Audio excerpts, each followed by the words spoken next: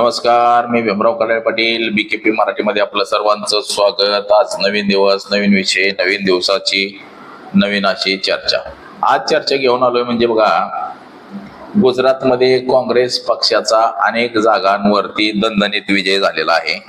2017च्या निवडणुका तसंच 2023च्या निवडणुका हे जर आपण बघितलं तर तिथं भारतीय जनता पक्षाला बहुमत मिळालं होतं आणि काँग्रेसचा सुपडा साफ झाला होता.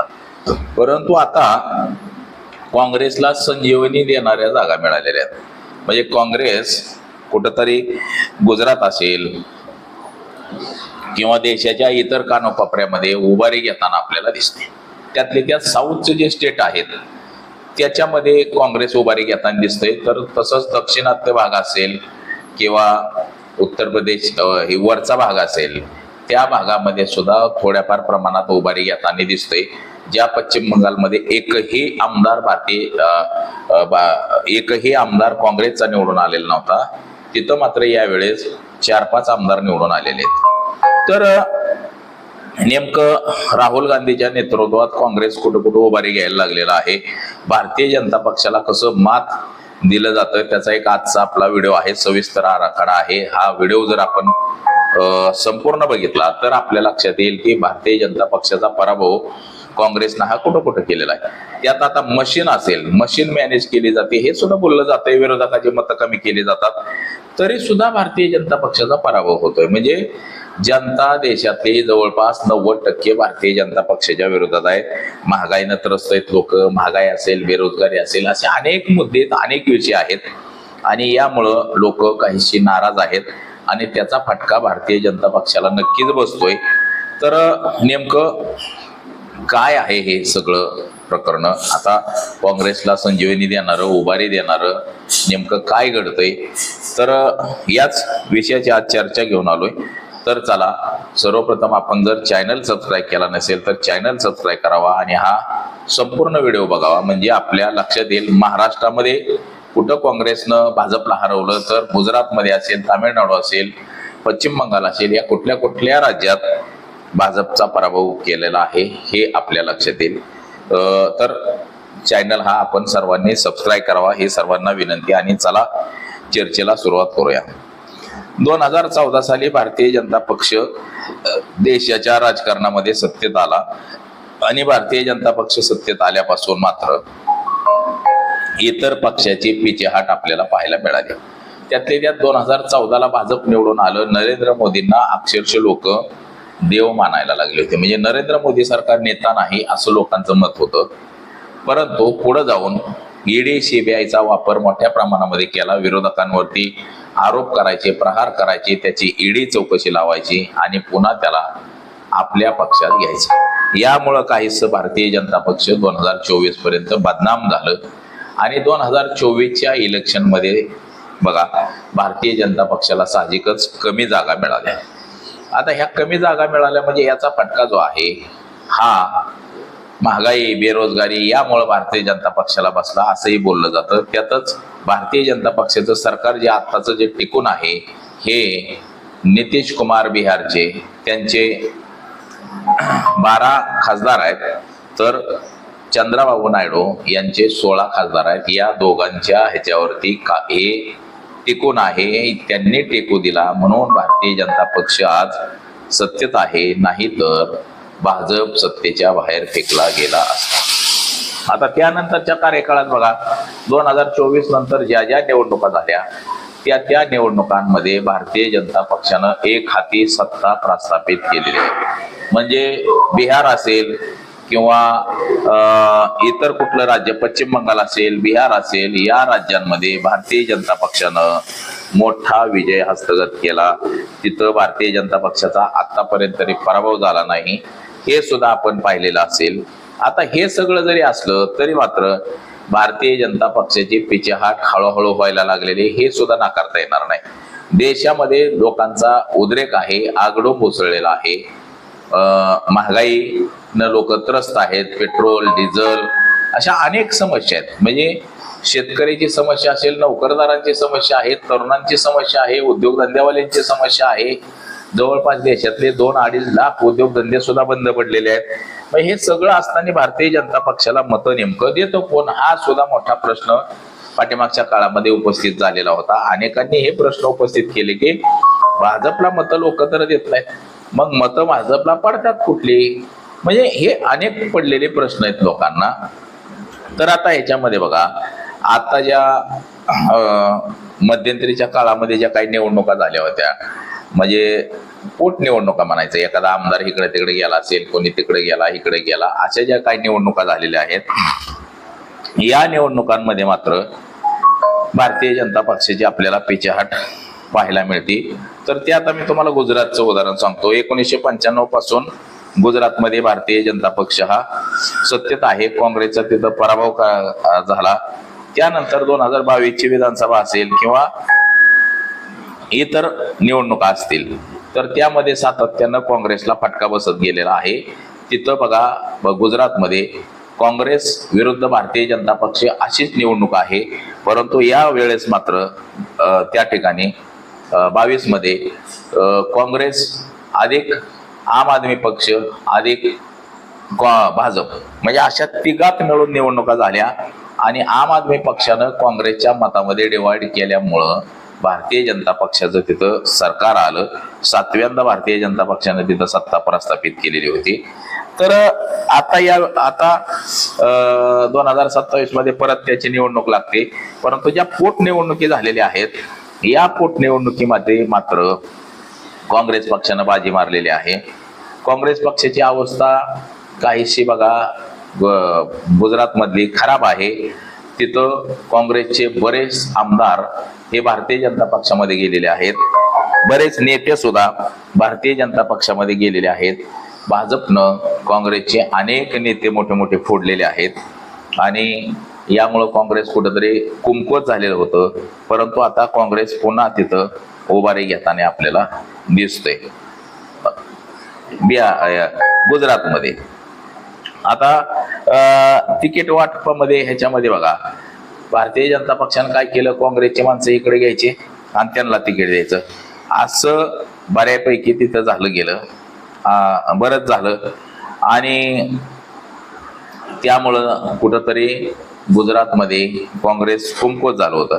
आता बघा, देश पातळीवरती काँग्रेसनं भाजपचा कुठं कुठं पराभव केला बघा, ते सुद्धा आपण बघू. केरळची जी विधानसभा निवडणूक झाली, आपण पाहिली की तिथं डाव्यांचं सत्ता होती. तिथं भारतीय जनता पक्ष सुद्धा निवडणुकीच्या रिंगणात होता. परंतु तिथं भारतीय जनता पक्षाचा सुपडा साफ करण्यात आला. भारतीय जनता पक्षाला केवळ आणि केवळ 3 जागा तिथं मिळाल्या भारतीय जनता पक्षाला. तिथं सगळी काँग्रेसची सत्ता आलेली आहे. त्याचबरोबर बघा, 2025 मध्ये नंदुरबार जिल्हा परिषदेची जी निवडणूक झाली, जिल्हा परिषद आणि नगरपंचायती, या जिल्हा परिषद आणि नगरपंचायतीमध्ये नंदुरबारला भारतीय जनता पक्षाचा दारुण पराभव झाला आणि या ठिकाणच्या 4ही नगरपंचायत्या, नगरपालिका ह्या सगळ्याच्या सगळ्या काँग्रेस पक्षाच्या तिथं निवडून आल्या. म्हणजे अख्खा जिल्हा काँग्रेसमय झाला. त्या बघा, राज्यात जरी भारतीय जनता पक्ष मोठा असला तरी तो नंदुरबार जिल्ह्यात मात्र कुमकुवत ठरला. नंदुरबार जिल्हा हा सगळा काँग्रेसच्या ताब्यात गेला. आता बघा, महाराष्ट्रामध्ये सुद्धा 246 नगरपालिकांपैकी काँग्रेसनं 26 नगर परिषदा जिंकलेल्या होत्या. पुन्हा श्रीरामपूर नगर परिषद ही सुद्धा ससाने यांच्या नेतृत्वाला म्हणजे काँग्रेसनं जिंकली. पुन्हा कोल्हापूर महानगरपालिकेमध्ये सुद्धा काँग्रेसनं बाजी मारली. तसंच बघा, विदर्भामध्ये सुद्धा बऱ्याच ठिकाणी काँग्रेसनं तिथं उभारी घेतली, तिथं बाजी मारली काँग्रेसनं. हे महाराष्ट्राचं मी सांगतो तुम्हाला, गुजरातचं सुद्धा सांगेन, इतर राज्यातलं सुद्धा सांगतो तुम्हाला मी, इतर राज्यातलं सुद्धा सांगतो. आता हे सगळं काही राज्यामध्ये थेट भारतीय जनता पक्ष विरुद्ध काँग्रेस अशी सरळ निवडणूक आहे, असं बऱ्याच ठिकाणी आहे. मग तिथं सुद्धा आजपर्यंत काँग्रेस पक्षाला भारतीय जनता पक्षानं हरवलेलं होतं. परंतु सध्याचा काळ आता बदललेला आपल्याला दिसतोय. अनेक ठिकाणी मात्र काँग्रेस पक्ष विजय होताना आपल्याला दिसतोय. आता बघा, ज्या गुजरातमध्ये 17 ठिकाणी निवडणुका लागलेल्या होत्या, आता ज्या पोटनिवडणुका झाल्या त्यामध्ये बघा काँग्रेसनं त्या 10 ठिकाणी विजय मिळवला आणि भारतीय जनता पक्षाला अवघा 7च ठिकाणी विजय मिळवता आला. हे कुठलंही गुजरातचं मी तुम्हाला सांगतो. तर तिथलं वडगाम हा मतदारसंघ आहे, तिथं जिग्नेश मेवानी काँग्रेसचे हे तिथं विजय झाले. पुन्हा दनिलिमा तिथं शैलेश परमार हे विजय झाले काँग्रेस पक्षाचे. दसक्रोई तिथं बाबूभाई पटेल यांचा पराभव करून काँग्रेस विजय झालं. तिथं वाव विधानसभा मतदारसंघामध्ये गेनीबेन ठाकूर हे म्हणजे पोटनिवडणुकीमध्ये काँग्रेसचे विजय झाले. तर पाटणमध्ये सुद्धा किरीट पटेल हे विजय झाले. खेडब्रामध्ये आदिवासी पट्टा आहे तो विजय चौधरी तिथं विजय झाले. आणि बायाडमध्ये जशुभाई पटेल हे सुद्धा विजय झाले. बोरसदमध्ये राजेंद्र सिंह परमार विजय झाले. अंकलाव अमित चावडे काँग्रेसचे जे प्रदेशाध्यक्ष आहेत माजी ते विजय झाले. पोरबंदरमध्ये अर्जुन मोढवाडिया हे भाजपमध्ये गेलेले होते, त्यांचा तिथं पराभव होऊन काँग्रेस पक्षाचा तिथं विजय झालेला आहे. म्हणजे 17 जागांपैकी 10 जागा काँग्रेसनं जिंकल्या आणि 7 भाजपनं जिंकलेल्या होत्या. म्हणजे बघा, आता काँग्रेस उत्तर गुजरात, मध्य गुजरात आणि आदिवासी पट्ट्यात काही जागा काँग्रेसनं जिंकलेल्या आहेत, परंतु दक्षिण गुजरात आणि सौराष्ट्रात मात्र भाजप तिथं अजून पण स्ट्रॉंग आहे. एकूण चित्र पाहता बघा, 1995 पासून भारतीय जनता पक्षाची गुजरातमध्ये सत्ता आहे आणि ही सत्ता उकडून टाकण्यामध्ये राहुल गांधी आणि काँग्रेसला आतापर्यंत यश आलेलं नव्हतं. परंतु आता मात्र काँग्रेस पक्ष गुजरातमध्ये भक्कम होताना आपल्याला दिसतोय. बघा, म्हणजे काँग्रेस पक्ष बघा, दक्षिणात्य राज्य आहेत ह्या राज्यांमध्ये सुद्धा, म्हणजे आता तामिळनाडूमध्ये तर सत्तेत आला, केरळमध्ये पुन्हा सत्तेत आला, कर्नाटकमध्ये सत्ता आहे. म्हणजे काँग्रेसचं जे 2 राज्यात फक्त सत्ता राहिलेली होती ती आता पुन्हा 5 राज्यांमध्ये काँग्रेसची सत्ता, 6 राज्यांमध्ये काँग्रेसची सत्ता झालेली आहे. तर भारतीय जनता पक्ष म्हणजे काँग्रेस आणि मित्र पक्ष आणि भारतीय जनता आणि मित्र पक्ष आणि मित्र पक्षांची जवळपास 22 राज्यांमध्ये सत्ता आहे. आता किती जरी मोदी शहा यांनी ताकद लावली तरी लोकांचा जो रेटा आहे, लोक जी नाराज आहेत, आता लोकांनी मतदान बॅलेट पेपरवरती घ्या म्हणून मागणी केलेली आहे. म्हणजे सर्रास सगळ्या लोकांचं मत आहे की मतदान जर बॅलेट पेपरवरती घेतलं तर मात्र भाजप विजयी होऊ शकत नाही. आता आपण पंजाबमध्ये बघितलं असेल की पंजाबमध्ये बॅलेट पेपरवरती निवडणुका झाल्या, नगरपालिका, महानगरपालिका, नगरपंचायत ह्याच्या बॅलेट पेपरवरती निवडणुका झाल्या आणि यामध्ये आम आदमी पक्षाने सर्वाधिक जागा जिंकल्या, त्यानंतर काँग्रेस पक्षानं जागा जिंकल्या आणि नंतर भारतीय जनता पक्षानं जागा जिंकल्या. म्हणजे याचा अर्थ सरळ सरळ असा आहे की भारतीय जनता पक्ष हा बॅलेट पेपरवरती निवडणुका जिंकू शकत नाही. आपण कर्नाटकमध्ये सुद्धा तेच बघितलं. कर्नाटकमध्ये सुद्धा नगरपालिका, नगरपंचायती ह्या ज्या निवडणुका झाल्या यामध्ये बॅलेट पेपरवरती भाजपचा सपशेल पराभव होतोय. आपण तेलंगणामध्ये सुद्धा पाहिलं असेल, तेलंगणामध्ये सुद्धा बॅलेट पेपरवरती निवडणुका झाल्या आणि तिथून सुद्धा भारतीय जनता पक्षाचा सुपडा साफ होताना आपल्याला दिसतोय. तर अशी जी बाकीची सगळीच राज्य आहेत, या सगळ्या राज्यांमध्ये जिथं जिथं बॅलेट पेपरवरती निवडणुका झाल्या तिथं तिथं भारतीय जनता पक्षाचा पराभव झाला आणि तिथं ते स्थानिक पक्ष असतील, आघाड्या असतील, काँग्रेस पक्ष असेल त्यांचा सपशेलपणे विजय झाला. हे आपण पाहिलेलं आहे. आता दस्तूर खुद्द जे गुजरात आहे या गुजरातमध्येच नरेंद्र मोदी आणि अमित शहा यांना झटका लागलेला आहे. गुजरातमध्येच भारतीय जनता पक्षाचा पराभव झाला आणि काँग्रेस पक्षानं जास्त जागा जिंकल्यानं काहीच नरेंद्र मोदी आणि अमित शहा यांच्या जिवारी लागलेलं आपल्याला दिसतंय. आता यांनी अख्ख्या देशाची सत्ता आपल्या हातात ठेवण्याचं सत्र तयार केलेलं आहे, म्हणजे SIR. आता या SIR लाच विरोध लोकांनी केलेला आहे की याच्यामध्ये लोकांची मतं कमी करायची.